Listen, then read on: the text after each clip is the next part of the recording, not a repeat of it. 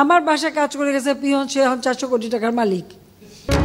অন্তর্বর্তী সরকারের সময়ের তথ্য উপদেষ্টা নাহিদ ইসলামের সাবেক ব্যক্তিগত সহকারী আতিক মোর্শেদের বিরুদ্ধে উঠেছে ভয়ঙ্কর দুর্নীতির অভিযোগ। মোবাইল ব্যাংকিং প্রতিষ্ঠান নগদ থেকে প্রায় 150 কোটি টাকা আত্মসাৎ এবং প্রতিষ্ঠানটির গুরুত্বপূর্ণ পদে স্ত্রী ও আত্মীয়দের নিয়োগ দেওয়ার অভিযোগ উঠেছে তার বিরুদ্ধে। কথিত আওয়ামী লীগ সরকার ক্ষমতায় থাকাকালে শোনা গেছে হাসিনার পিএস লোপাট করেছে 400 কোটি টাকা।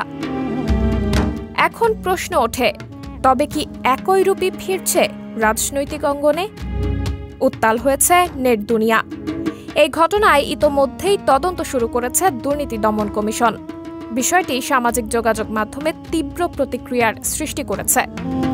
বিশেষ করে গণ অধিকার পরিষদের সভাপতি ভিপি নুরুল হক নূর নিজের ভেরিফাইড ফেসবুক পেজে ক্ষোভ প্রকাশ করে বলেন, চিন্তা করা যায় মাত্র কয়েক মাস সুযোগ পেয়ে একটি প্রতিষ্ঠান থেকেই 150 কোটি টাকা লোপাট করেছে। আহা বিপ্লব, আহা চেতনা। এই ব্যঙ্গাত্মক মন্তব্য দ্রুতই ভাইরাল হয়ে গেছে সামাজিক যোগাযোগ মাধ্যমে।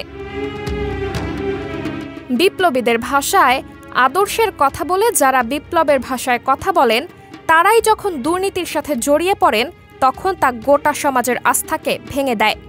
প্রশ্ন উঠছে, কিভাবে একজন পিএ অর্থাৎ ব্যক্তিগত সহকারী অল্প সময়ের মধ্যেই এমন বিপুল পরিমাণ অর্থ লোপাটে সক্ষম হল?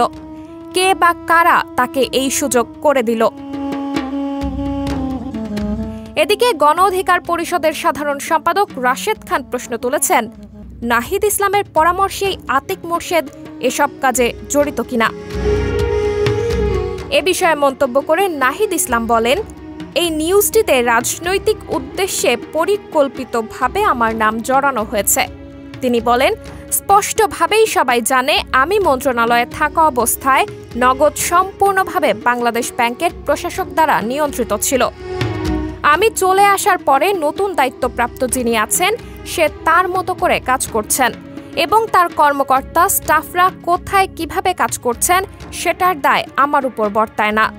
তিনি আরও বলেন, এই সমস্ত ঘটনাটিতেই পরিকল্পিতভাবে আমাকে জড়ানো হয়েছে, কারণ আমাকে ও এনসিপিকে হেয় করার জন্য। তিনি আরও অভিযোগ করে বলেন, যে সকল ব্যবসায়িক মিডিয়া ও মাফিয়া গ্রুপগুলো রয়েছে সেই মিডিয়াগুলোই উদ্দেশ্যপ্রণোদিতভাবে এই কাজগুলো করছে। দুদক সূত্র জানিয়েছে, অভিযোগ প্রাথমিকভাবে গ্রহণ করা হয়েছে এবং বিষয়টি তদন্তের আওতায় আনা হয়েছে। দোষীদের বিরুদ্ধে কঠোর ব্যবস্থা গ্রহণের আশ্বাস দিয়েছে প্রতিষ্ঠানটি। আলোচিত এই দুর্নীতির ঘটনা কেবল একটি ব্যক্তিকেই ঘিরে নয়, বরং এটি বৃহৎ একটি কাঠামোগত ব্যর্থতার চিত্র তুলে ধরছে। যারা আদর্শ, নৈতিকতা ও চেতনার কথা বলেন, তারা নিজেরাই যখন দুর্নীতির দায়ে অভিযুক্ত হন, তখন সমাজে ন্যায় বিচার ও জবাবদিহিতার আশা নিস্তেজ হয়ে পড়ে। এ ঘটনায় তদন্ত কতটা স্বচ্ছ, দ্রুত ও নিরপেক্ষ হবে সেটি এখন জনসাধারণের নজরে। নিউজ ডেস্ক, সাবরিনা জলিল, সবার কথা।